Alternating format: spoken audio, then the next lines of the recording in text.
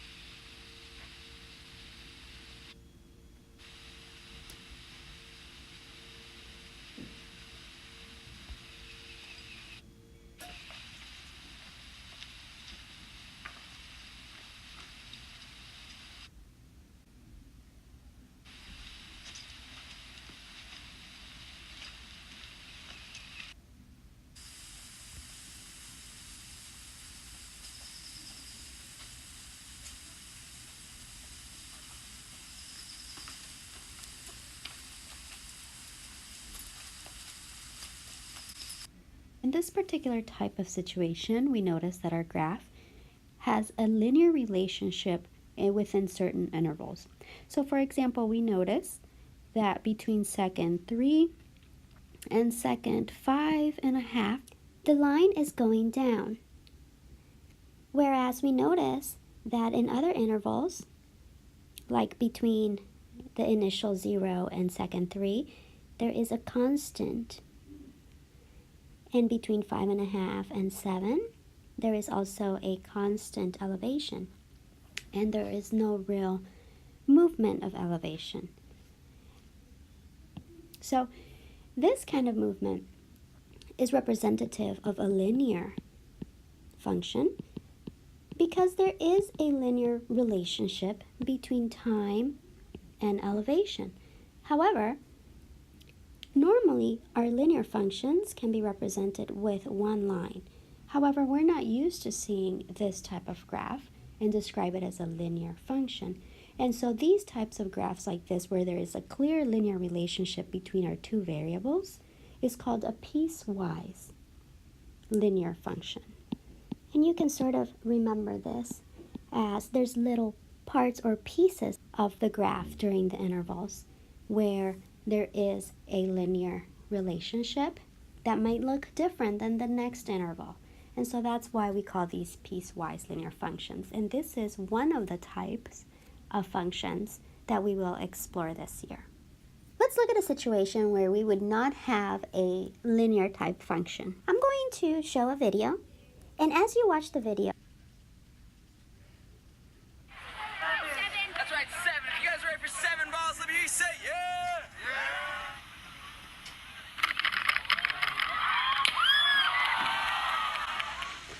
I'm going to show the video again.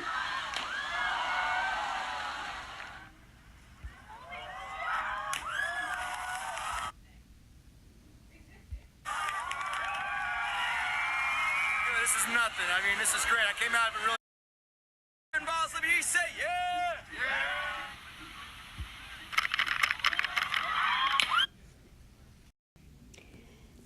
had a chance to watch the video of the man diving into the swimming pool, why don't you take a minute to think about what happened and what that would look like in a graph. One of the first things that I noticed when I was trying to do this was that it was kind of hard to tell time in the video. And so I just went ahead and started with a hypothetical time. So we're going to say that at second 47, the man was at the very top of the pool. So this is, just picture the man going up the stairs. Now what happens when someone dives is you usually see the person taking a little bit of a elevation hike as they jump, and then gravity comes in and pulls you down. And so that's exactly what happened in this situation. And so we have a graph that we already know cannot be represented in a linear equation. So it's not a linear function of any sort, and also it's not even a piecewise linear function. What is important for you to recognize is the kind of situations where you would get this sort of curve, and those are called quadratic functions. You have quantities that are related to each other, in this case time in seconds and the elevation height in feet, but not in a linear way. So far we have explored two different types of functions. The first type, that was called a linear function.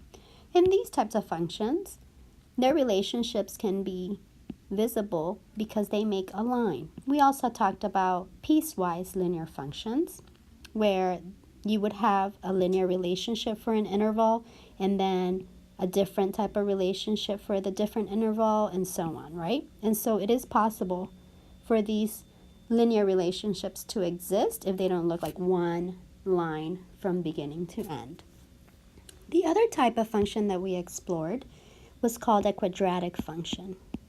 And in a quadratic function, there is a relationship between quantities that exist, but it's not linear. And in fact, it is represented usually by some sort of curve figure like this. And the last type of function that we will explore today is a type of function that is very common, especially when it comes to science. So again, let's watch a video of a situation, and then as you're watching the video, try to think about what is occurring and how you would represent this in a graph. Bacteria reproduce very simply and rapidly by doubling their contents and splitting in two. Just one bacterium, dividing every 20 minutes, could produce nearly 5,000 billion bacteria in one day. Bacteria reproducing as fast as we saw in the video will give us our third type of function that we will explore in algebra this year. It is called an exponential function. I'm going to show the video in increments, and I'd like for you to construct a table and the graph that would go with that table. So when we first start, we see there are two bacteria here. Bacteria reproduce. And then very quickly, at the second reproduction, we saw that there are now four. Very simply and rapidly by doubling their content. The narrator tells us that we are doubling our content. So build your table based on that rather than the visual that you may or may not be able to see clearly. And splitting in two. Just one bacterium, dividing every 20 minutes, could produce nearly 5,000 billion bacteria in one day. So what you may have noticed in your graph is you may have noticed that the narrator said every second bacteria doubled. So for every 1 second that we had here, the number of bacteria doubled.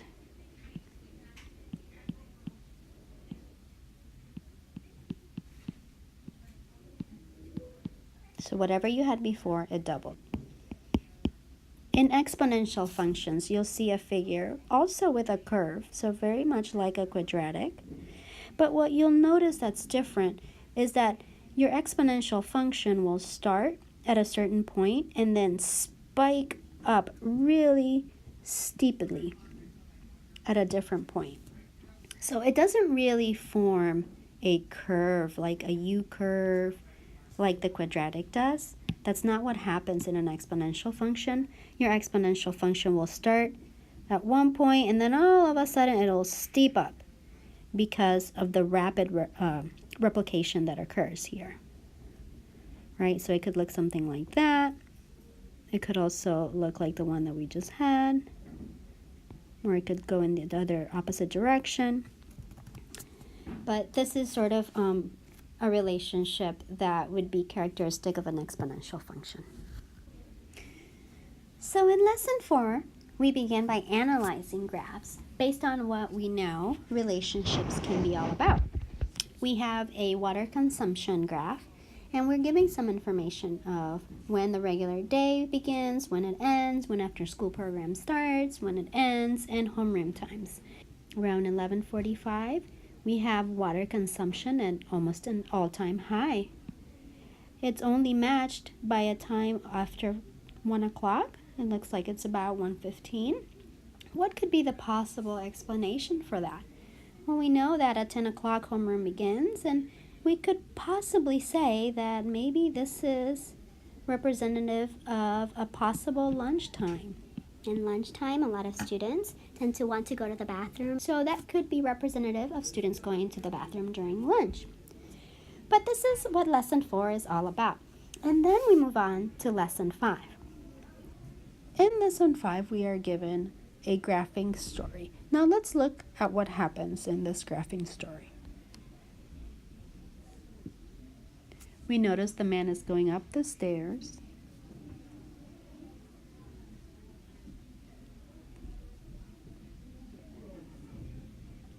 At a certain point, we notice that a man is going down the stairs as a girl is walking up. And then they both continue on their direction. What would this look like in a graph? Well, when I think about what that graph would look like, I know that the two quantities that I am going to be exploring this relationship with is time and elevation. And I know that elevation is probably going to be measured in feet, and time is probably going to be measured in seconds because the video really wasn't that long. So what I'm going to do, since there were two people, I'm going to go ahead and make a graph of the man's situation first. He went up the stairs. There was a big lull in time where he specifically was not moving. And then he went down the stairs. So that's essentially what happened with him. This is his journey.